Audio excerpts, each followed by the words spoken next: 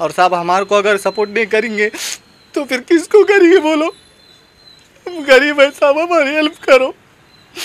मैं मजबूर हूँ बोल के पुलिस वालों से मदद मांग रहा हूँ और मीडिया से मदद मांग रहा हूँ, प्लीज़ मेरी हेल्प करो।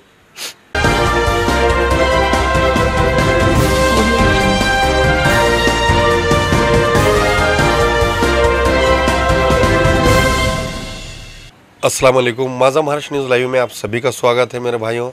आज हमारे साथ गुत्तेदार शेख ज़मीर हमारे साथ है। सैयद शाहिद नामी के घर पर उन्होंने काम किया था और उसी तरह शेख ज़मीर के काम के जो पैसे हैं वो नहीं देने पर शेख ज़मीर ने उन्हें कहा कि भाई मेरे काम के पैसे हैं ये दीजिए।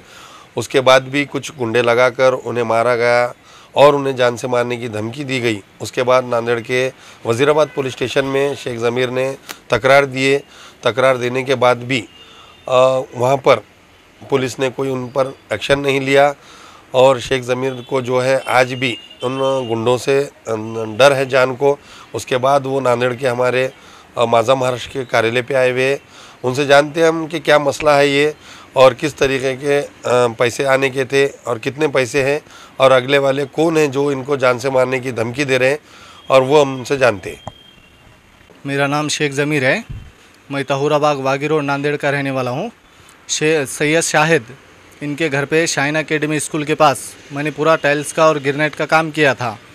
जो इन्होंने दिलासा दिलाए थे मेरे को कि काम होते ही मैं पूरे पैसे दे दूँगा। मैंने पूरा नीचे का ग्राउंड फ्लोर मुजाहिद पठान साहब ने बन के दिए वाला है, उसकी भी तोड़ फोड़ करके हमने रिपेयरिंग की थी। और ऊपर के 2 मंजिले फ्रेश बने वाले हैं, उसकी भी पूरी रिपेयरिंग और पूरा काम टोटल मैंने किया। उसके बाद जब मेरा हिसाब हुआ तो 2,10,000 का कुछ हिसाब हुआ।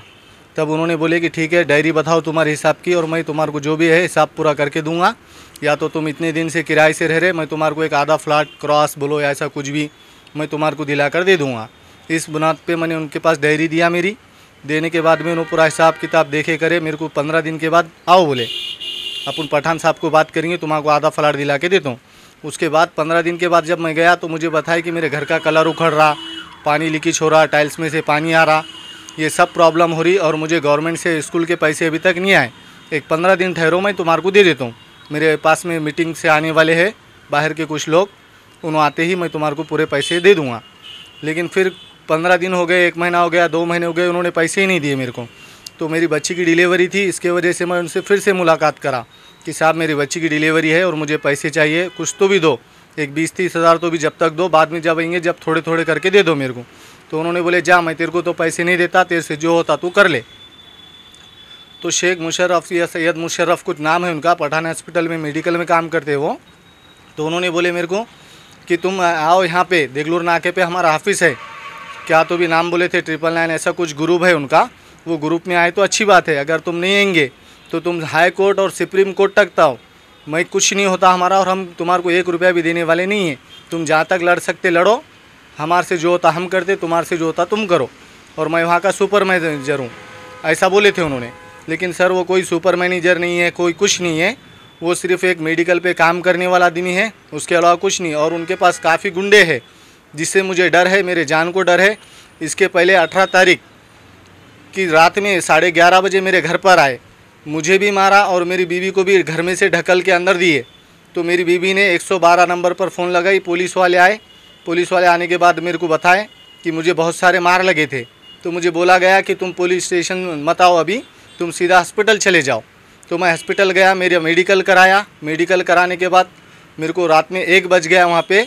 फिर उसके बाद उन्होंने बोले कि तुम घर पर जा सकते हो। तो फिर मैं पुलिस स्टेशन गया, तो मुझे बोले कि सुबह आ जाओ, सुबह में FIR कर लेंगे। सुबह गया तो मिलादुन्नबी है, अभी पूरे बंदोबस्त में, हम अभी कुछ नहीं हो सकता, तुम कल सुबह आओ। ऐसा बोलकर ही मुझे टाला गया और आज तक मुझे टाला ही जा रहा है। अभी 19 तारीख को मेरी पेशी है लेबर कोर्ट की।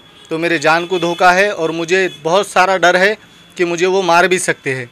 इसलिए मैं SP साहब और PI साहब से गुजारिश करता हूँ कि मेरी हेल्प करो और इस पर क्यों कार्रवाई नहीं हो रही, ये अच्छे से अच्छी जानकारी लो और देखो कि क्या मिस्टेक है, क्यों हो रहा है ऐसा। कितने पैसे का काम करे? 2,10,000 का मैंने पूरा काम किया इनका और मुझे 1,05,000 रुपये पहुँचे। और कुछ बिल करे थे उन्होंने, जो ऑनलाइन मैंने जो सामान ख़रीदा था वो कुछ 45,000 का सामान ख़रीदा था मैंने, जैसे गिरनेट के पट्टियाँ हो गए, टप्पे में के पट्टियाँ हो गए, ये सब मिलाकर कुछ 1.5 लाख रुपए इन्होंने मुझे पेमेंट दिए थे टोटल, जिसमें से मेरा काम हो गया है 2,10,000 का और सामान कुछ हो गया है 45,000 का। ऐसे मिलाकर मुझे अभी तक 1.5 लाख मिले, लेकिन अभी मेरे 2,10,000 रुपये बाकी है। तो मुझे यही मिल जाना मेरी इतनी गुजारिश है बस।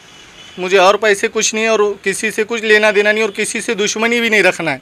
मुझे मेरे हक के पैसे दिला दो बस, ख़त्म। कौन दवाखाने में रहते मैनेजर क्या है?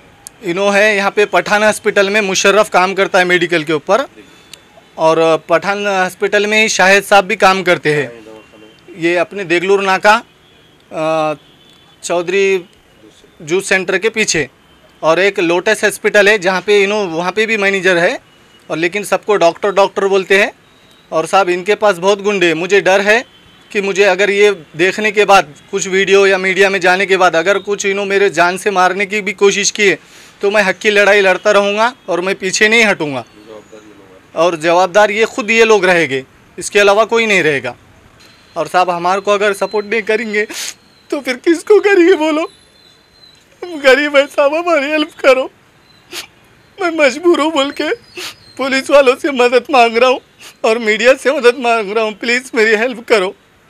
मुझे डर है अगर मेरे मेहनत के पैसे नहीं रहते थे ना तो मैं छोड़ भी देता था शायद से, लेकिन मैंने काम करे वाला उंगलियाँ फोड़ फोड़ कर कमाए वाला हूँ। मैं 1 रुपया भी छोड़ना नहीं चाहता। इसके वजह से एसपी साहब और पीआई साहब से गुजारिश करता हूँ कि मुझे मेरे पैसे और मेरी हक की कमाई दिलाने में मेरी मदद करे, इतनी गुजारिश है मेरी। और मुझे मेरे 18 तारीख के दिन जाना है। अगर मुझे कुछ हो जाता है इसके दरमियान तो इसकी पूरी जिम्मेदारी मुशर्रफ और सैयद शाहिद पे रहेंगी, उसके अलावा मेरा कोई दुश्मन नहीं है, ना मुझे किसी से डर है। ये दोनों पे ही जिम्मेदारी रहेगी हर चीज़ की, बस इतनी गुजारिश करता हूँ।